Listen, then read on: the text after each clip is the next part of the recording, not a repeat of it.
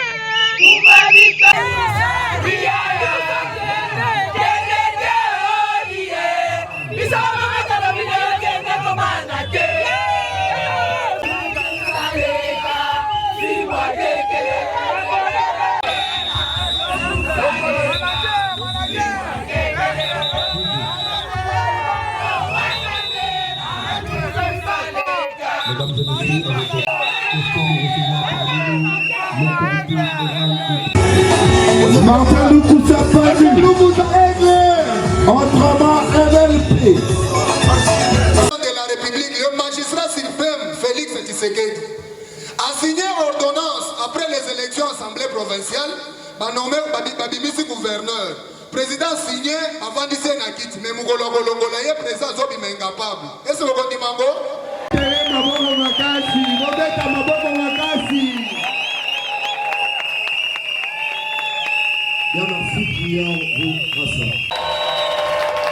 Tolobi Martin Lukusa, Adana Bija, chef de parti.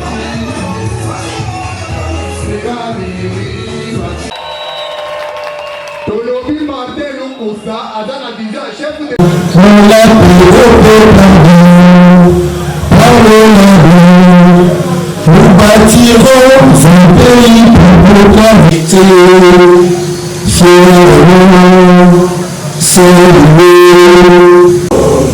désormais au pays. Serment des libertés que nous léguons à notre époque.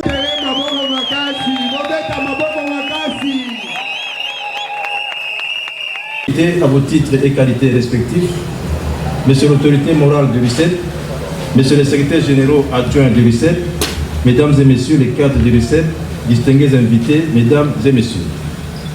En ces jours solennels consacrés à la matinée politique de notre cher parti, qui est le rassemblement de l'Union sacrée des élites progressistes de l'UCED, ainsi axé sur la révision de la Constitution de notre pays, au nom de l'autorité morale et au mien propre, je m'en vais vous souhaiter.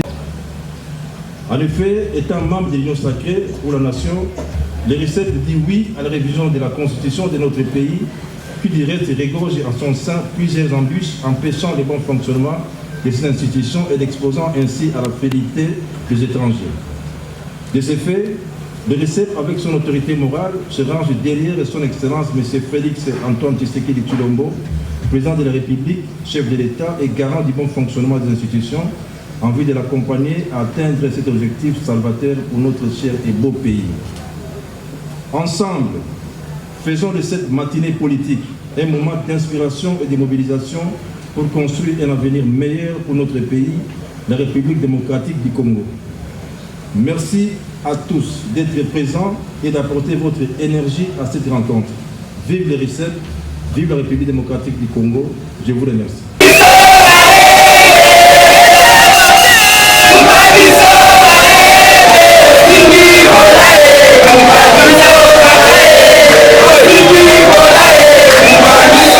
Merci beaucoup.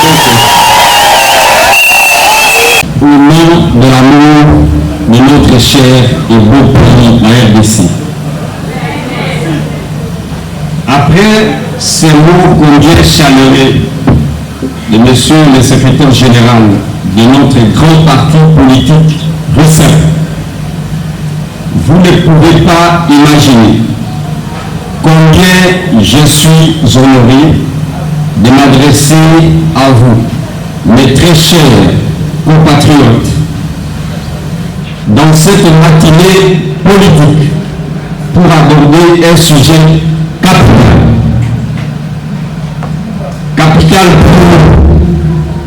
pour notre nation. Un sujet capital pour notre pays. Mais aussi un sujet capital pour notre souveraineté.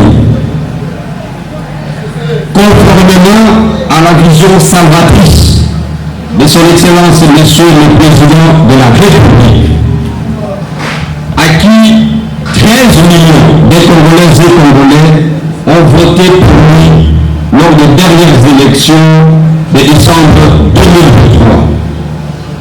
Nous sommes réunis ici au camp David. Je dois préciser ici que cette révision constitutionnelle est effectuée normalement selon les règles prévues par celle-ci. C'est ainsi, je vais vous donner la disposition légale. La Constitution du 18 février 2006, dans son article 218, pour ceux qui vont le lire, précise ce qui suit.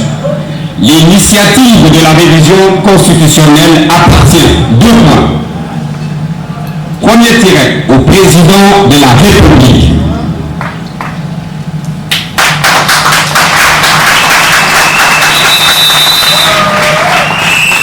Deuxième tiré, au gouvernement après délibération en Conseil des ministres.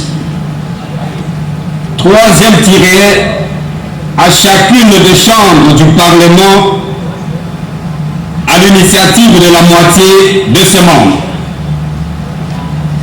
Quatrième point, à une pression du peuple congolais, à l'occurrence 100 000 personnes s'exprimant par une pétition adressée à 2 de ces.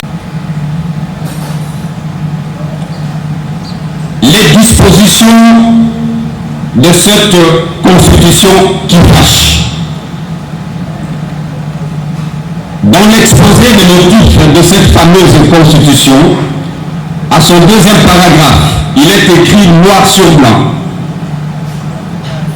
2 points. Les délégués de la classe politique et de la société civile vive de la nation, réunis en dialogue intercongolais, ont conclu dans un accord global et inclusif, signé à Pretoria, en Afrique du Sud, le 17 décembre 2002. Il y a lieu de se poser la question, pourquoi des discussions de haut niveau sur la loi fondamentale de notre pays devraient-elles avoir lieu à l'étranger? D'autant plus que même la déclaration solennelle de notre indépendance politique pour accéder à la souveraineté nationale et internationale a été rédigée à l'heure aujourd'hui Kinshasa.